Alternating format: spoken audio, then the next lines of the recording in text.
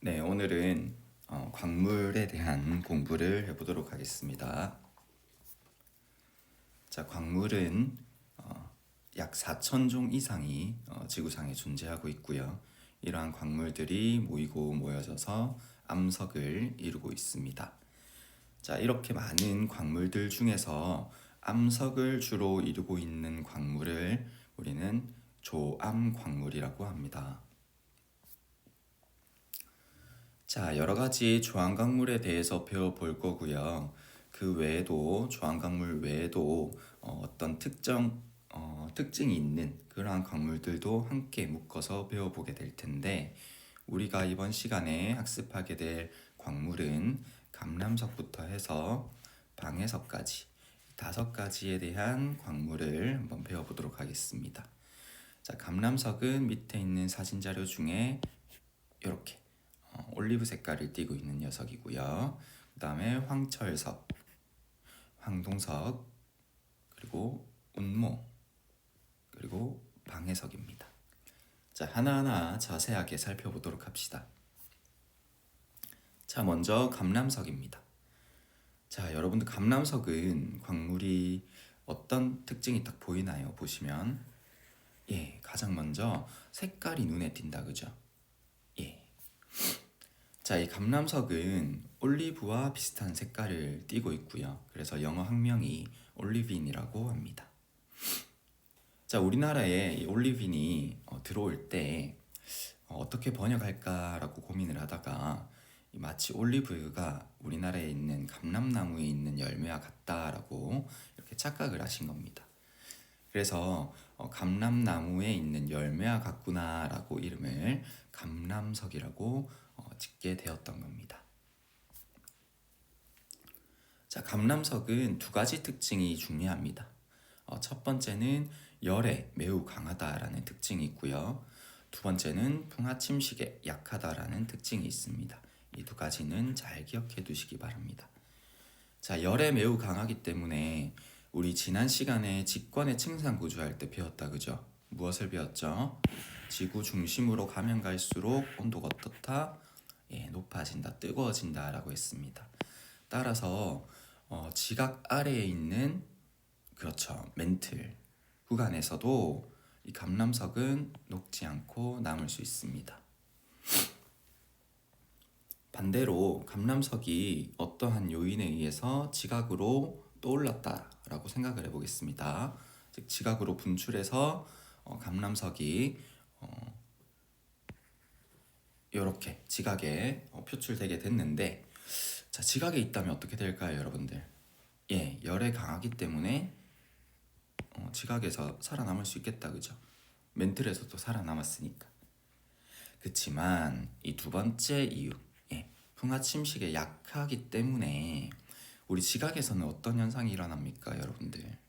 공기의 대류, 그 다음에 물의 흐름에 의해서 바람이 불고 파도가 친다, 그죠? 그래서 감람석은 지각에서는 오히려 이 풍화침식에 약하기 때문에 빨리 깎여져서 풍화되어 버리고 없어지고 맙니다. 그래서 분포도를 보시면 감람석은 멘틀에, 지각보다는 멘틀에 더 많이 분포하게 됩니다. 즉, 잘 관찰하기 힘든 지각에서는 희귀한 광물로 소개가 되고, 따라서 비싼 광물로 취급을 받습니다. 자, 8월의 탄생석이 바로 감람석이고요. 자, 페리도트라고 부르면서 여러분들 감람석을 가공해 가지고 예쁜 보석을 만들기도 합니다. 자, 그 다음은 황철석과 황동석입니다. 그 중에 황철석을 먼저 보게 되는 겁니다. 자, 밑에 있는 사진 자료는 황철석을 나타내고 있는데요. 자, 보시면 색깔이 어떻습니까? 노란색이다, 그죠? 즉, 마치 금처럼 보인다라고 할 수 있어요. 자, 여러분들도 만약에 길을 걷다가 이러한 황철석의 광물을 만나면 금을 내가 본 것인가?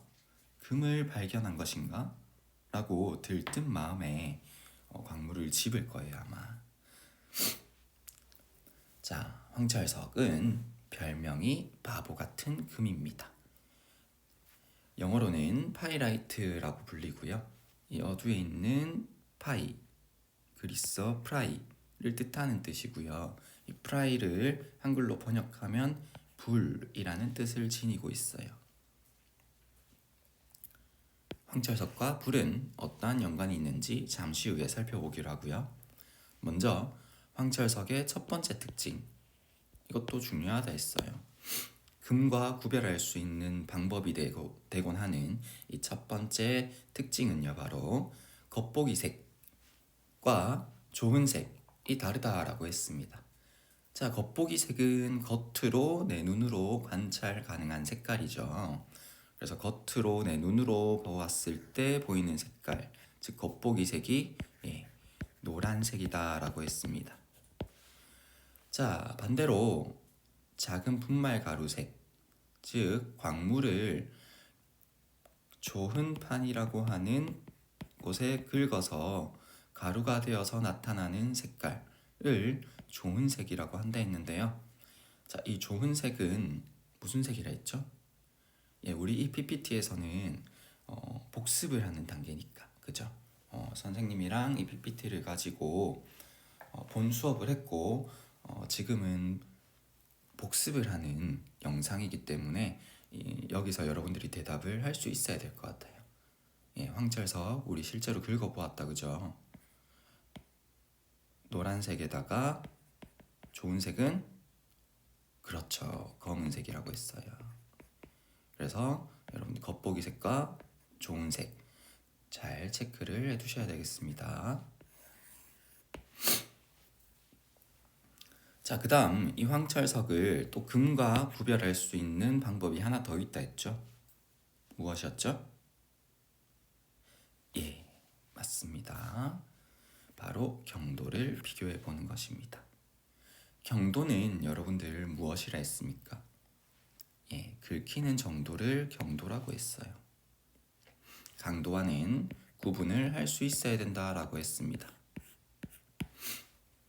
자, 사진 자료를 보시면 이렇게 금반지, 그리고 커터칼에 커터날, 그 다음 옆에 있는 황철석,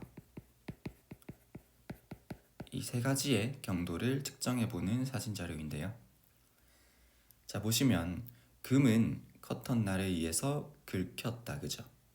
즉 경도가 더 낮다라고 할 수 있겠죠. 무등어 표시를 이렇게 해주시면 될 것 같아요. 자, 반대로 오른쪽 사진은 황철석은 커터날에 의해서 긁히지 않는다, 그죠? 따라서 커터날이 황철석보다 경도가 크다라고 할 수 있겠습니다. 자, 그래서 여러분들이 경도 같은 경우는 선생님이 뭐라고 했죠? 어떤 물질 A부터 D까지 있다. 경도를 측정한 결과이다. A는 B에 긁혔다. B는 C에 긁히지 않았다. 와 같은 문장들이 서술이 될 겁니다. 그렇게 하고서 다음 보기 중 경도를 올바르게 나타낸 것을 고르세요 라고 한다면 여러분들이 부등호로 표시된 것들 중에 올바르게 여러분들이 답안을 체크할 수 있어야 된다라고 했습니다. 자, 이 황철석은 철의 원료가 아닌 황의 원료로 사용을 하게 됩니다. 또한 두 번째 특징이 바로 자성이 없다라는 특징이 있습니다. 자, 황철석의 주요한 기본 골격을 보시면 철이라는 원자가 하나 있고요. 중심에 이 철 원자를 중심으로 하여서 양 끝으로, 즉 180도 각을 이룬 채로 황 원자가 하나씩 결합되어 있는 구조입니다. 자, 우리가 아직 철 원자의 그리고 황 원자의 이 원소 기호를 배우지 않았기 때문에 원소 기호까지 이해를 할 필요는 없지만 기본 골격 아래에 철 하나 그리고 황 두 개가 결합된 구조가 기본 골격으로 이루어져 있구나라는 것은 이해할 수 있어야 된다 했습니다. 따라서 철보다는 황의 성분이 더 많고요. 그렇기 때문에 철의 원료가 아닌 황의 원료로 사용한다라고 했습니다.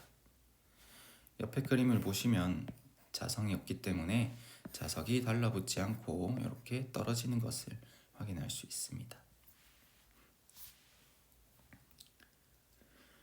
자, 여러분들 이 영상 자료 기억나십니까? 돌에 마찰을 시켰더니 불꽃이 치솟는 그러한 현상을 나타낸 영상이었습니다. 바로 이 황철석의 주요한 특징인데요. 얘네들은 따라서 성냥에 제조할 때 성냥의 원료로 사용을 하게 되고요. 그 다음 황의 성분이 많다 했기 때문에 황산을 만들 때 황철석을 사용하고요.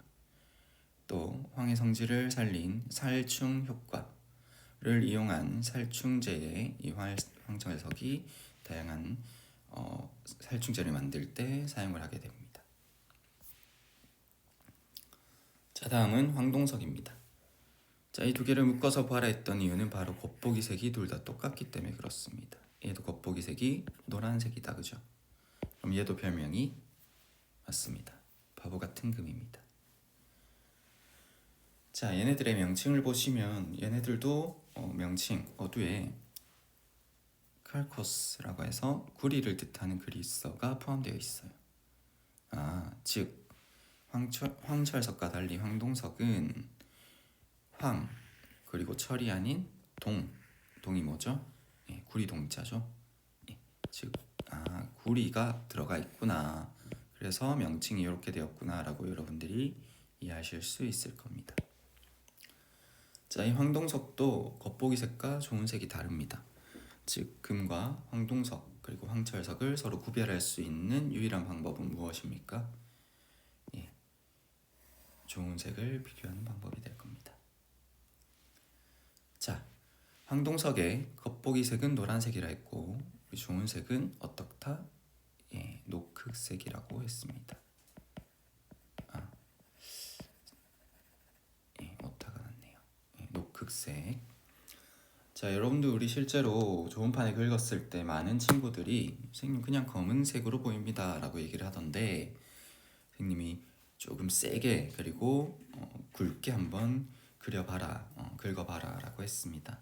그랬더니 몇몇 친구들은 녹흑색으로 선생님 검은색이랑 좀 구별이 됩니다 라고 하는 친구도 있었고, 조금 색깔 구별이 힘들었던 친구들은 여전히 녹흑색을 조금 검은색과 구별하는 것에 어려움을 겪는 친구도 간혹 있었던 것 같습니다.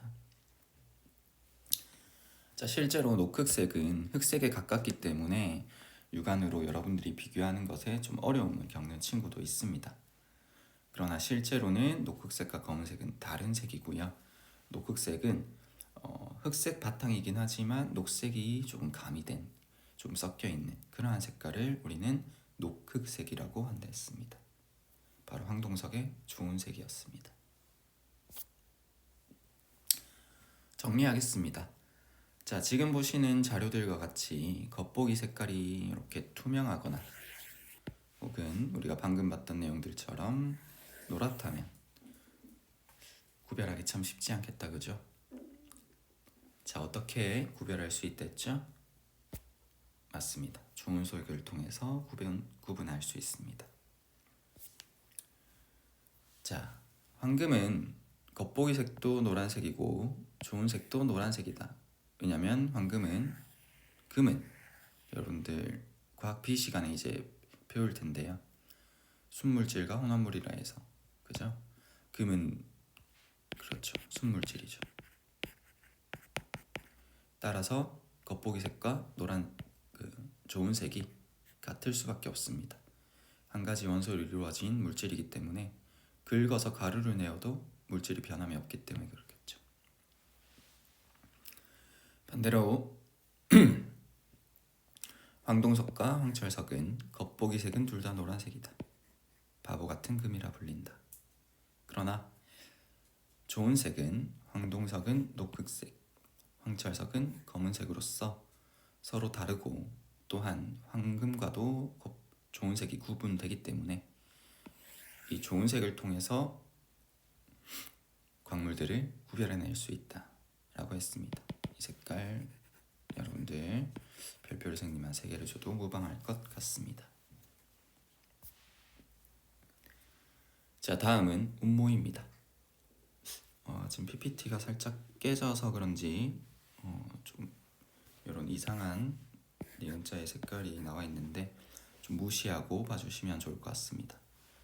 이게 백운모, 이게 흑운모다, 그죠?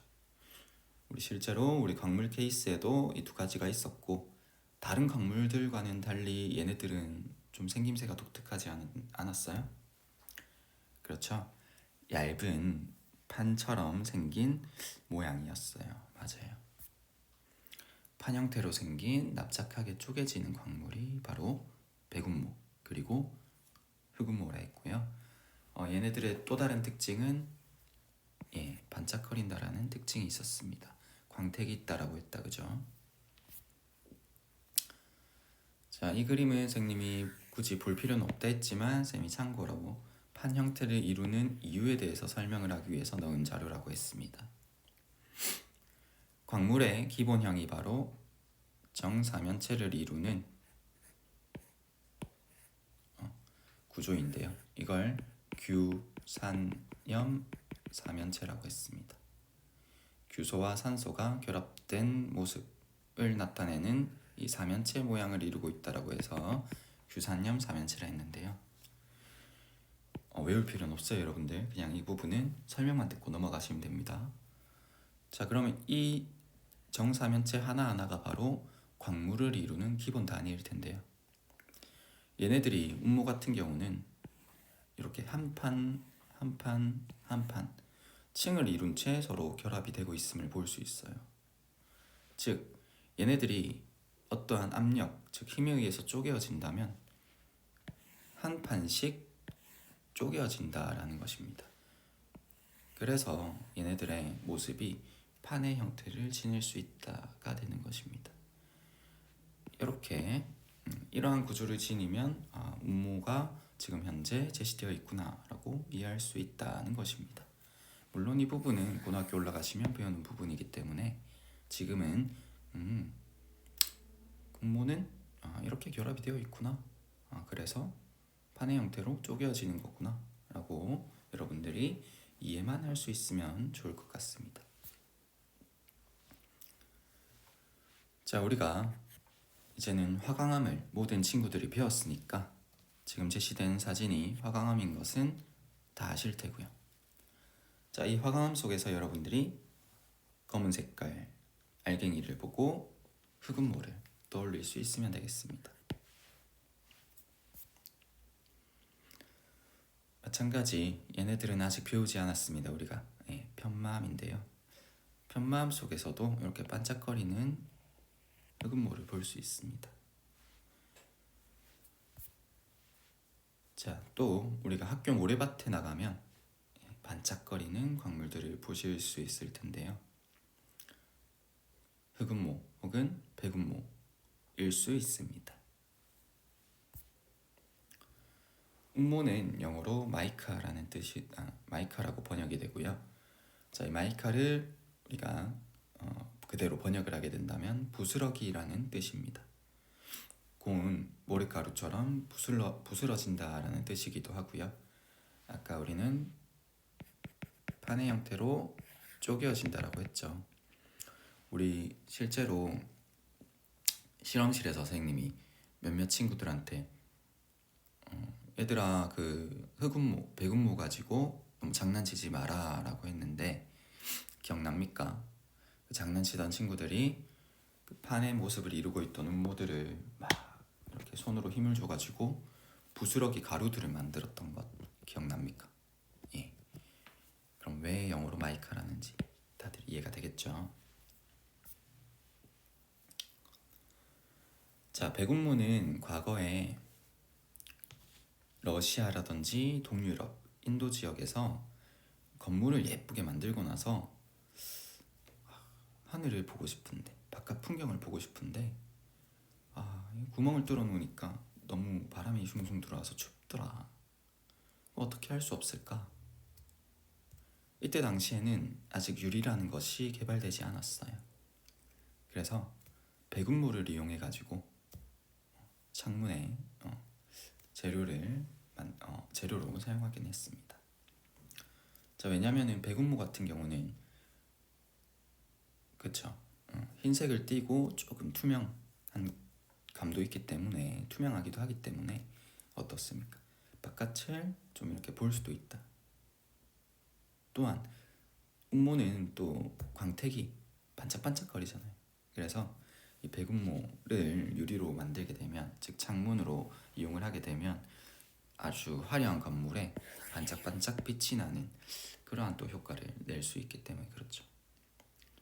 그래서 배군모는 영어로 모스크바이트라고 불리게 되었답니다. 흑음모는 영어로 바이오타이트라고 해서 강물자 바이오트의 이름에서 유래되었습니다. 이 흑음모가 검게 보이는 이유는 다른 음모들에 비해서 철의 함량이 더 높기 때문에 그렇습니다. 철이라는 원소는 많이 함유되면은 이렇게 어떻게 겉보기에 검은색으로 보이게 한다라는 특징이 있습니다. 자, 이 흑음모는 생명의 돌이라고 불리기도 한다 했습니다. 얘네들은 원적외선 방사율이 높기 때문에 그렇습니다. 그래서 발암물질 제거에 도움이 되기 때문에 생명의 돌로 지급받는다라고 했고요. 선생님이 수업 때 우스갯소리로 뭐라 했죠? 우리 선크림 바르지 말고 뭐하자? 흑음모 가루를 바르고 다니자. 그런데 조금 얼굴이 많이 검게 변할 것이다. 장난이었고요. 자, 백음모와 금음모입니다. 주요한 특징은 유연성이 높고 또 내열성과 절연성이 높다. 자, 유연성이 높다는 건 잘 휘어진다라고 여러분들이 생각을 하시면 되겠습니다. 툭툭 끊기지 않고 힘과 압력을 가해줘도 잘 휘어질 뿐이지 툭툭 끊어지는 것은 아니다라는 게 바로 유연성이 높다라는 특징이고요. 내열성과 절연성은 다 아실 겁니다, 그죠? 또 나와 있기도 하니까 참고하십시오. 열이 강하고 전기가 통하지 않는다면 내열성이 높고 절연성이 높다라고 할 수 있겠죠. 자, 이러한 특징을 살려서 용광로 또는 벽난로의 투시용 감시창으로 쓰입니다. 자, 이렇게 투시용 감시창은 배군모를 써야지 흑음모를 쓰면 안 되겠죠. 흑음모를 쓰게 되면 감시창이 어떻게 되겠어요? 검게 변하겠죠. 그럼 투시를 할 수 있습니까? 못합니다, 그죠? 그래서 배군모, 금모 가지고 감시창을 사용하게 되는데 그 이유는 바로 이러한 특징 때문이겠죠. 유연성이 높고 내열성이 높기 때문입니다. 열에 강하기 때문에 아무리 고온의 조건에 환경이 부여되더라도 잘 녹지 않을 거고요. 그 다음 유연성이 높기 때문에 툭툭 끊어지지 않고 깨지지 않고 이 유리들이 유연하게 열에 의해서 손상을 받더라도 끊어지는 것이 아닌 어떻게 된다. 살짝 굴곡지고 휘어지고 마는 정도로 나타나게 된다는 것입니다.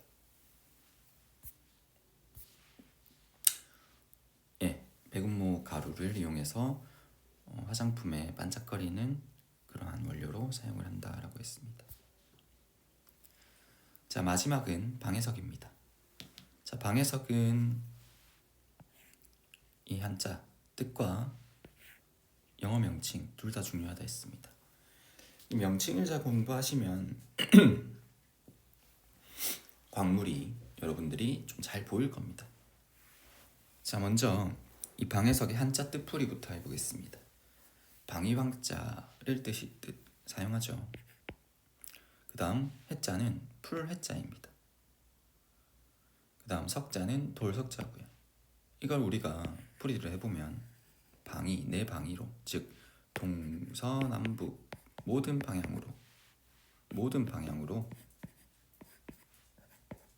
앞으로도 뒤로도 모든 방향으로 쪼개어진다는 뜻입니다.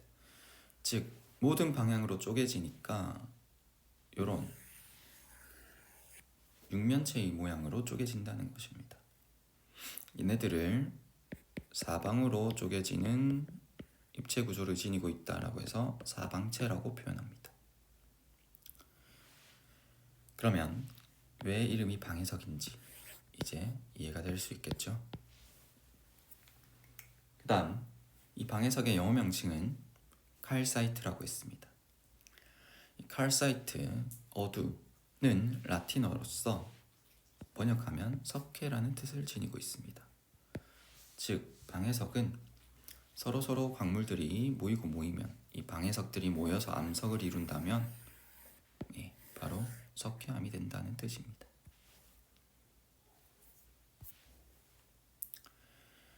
즉 방해석은 탄산칼슘이 광물 형태로 뭉친 것이 되겠습니다.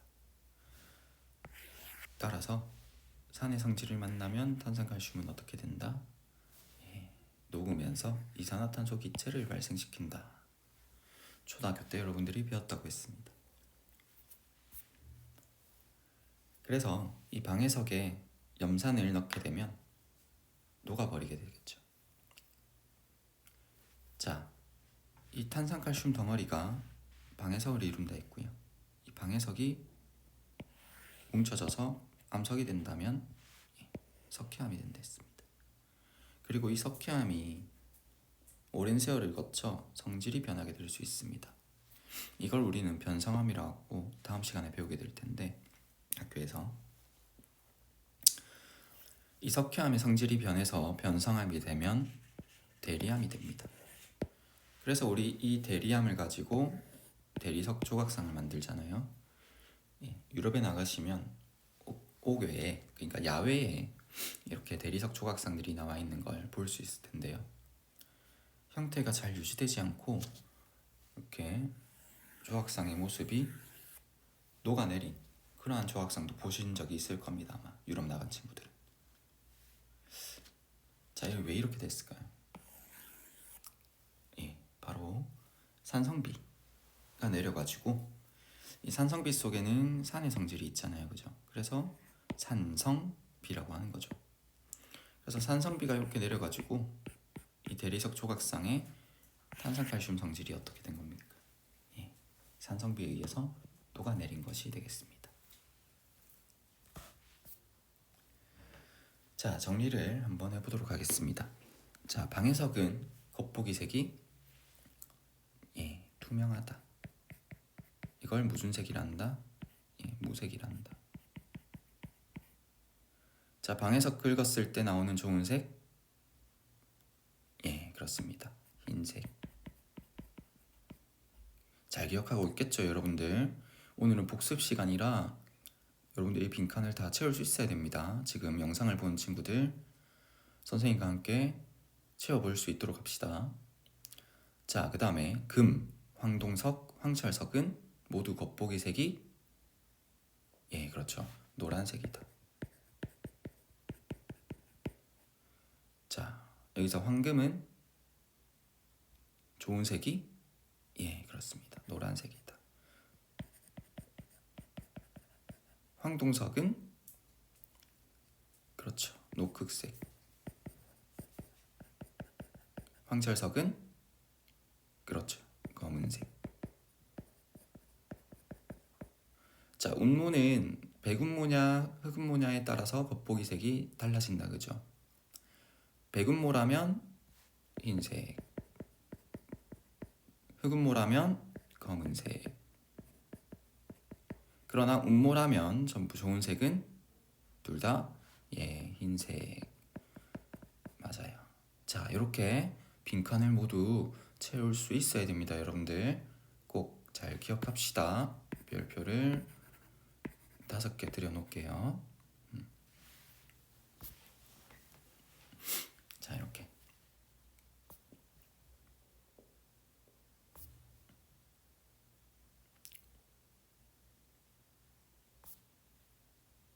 자, 최종적으로 정리가 되었습니다.